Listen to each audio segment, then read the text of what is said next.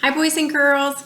I just want to take a small little video today of me reading to you. It's been a little while. And so you know how much I love Sarah Plain and Tall? Well, I wanted to read the follow-up and it is called Skylark, okay? Skylark is a wonderful kind of sequel to Skylark, to Sarah Plain and Tall. It is written by Patricia MacLachlan. And there's going to be a little saying that little brother is going to say Caleb again and again in this chapter. This is chapter 1. Okay, so listen to hear what it is. Okay, remember where we left off? They were just getting married. So the beginning says, Papa married Sarah on a summer day. There were no clouds in the sky, and Papa picked Sarah up in his arms and whirled her around and around. Her white dress and veil surrounding them like the summer wind. Caleb was excited and happy. He burst into tears. Everybody was happy. Chapter 1. Stand on that stump, Caleb, Anna, and next to him. That will be a good family picture. Joshua, who was the photographer, looked through the big camera at us as we stood up on the porch, squinting in the sunlight. Caleb wore a white shirt, his hair combed slick to his head, and Sarah in a white dress. Papa looked hot and uneasy in his suit. The lace on my neck itched in the summer heat. We had to be still for so long that Caleb began to whistle softly, making Sarah smile. Far off in the distance, the dogs, Nick and Lottie, walked slowly through the dry prairie grass. They walked past the cow pond nearby. It was nearly empty of water now. Past the wagon, past the chickens in the yard, where Nick saw us first, and then Lottie, and they began to run.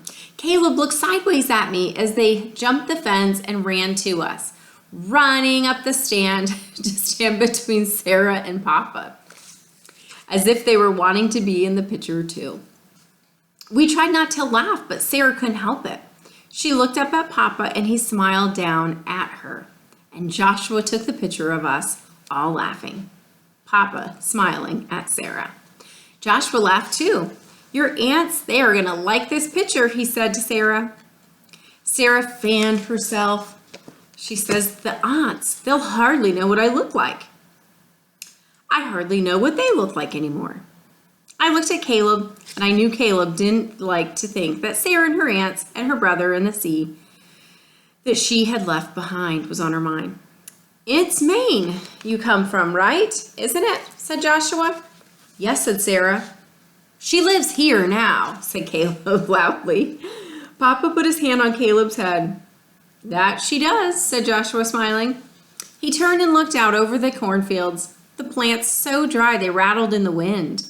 But I bet Maine is green, Joshua said in a low voice. He looked out over the land with a faraway look, as if he were somewhere else too. We sure could use the rain. I remember a long time ago. You remember it too, Jacob.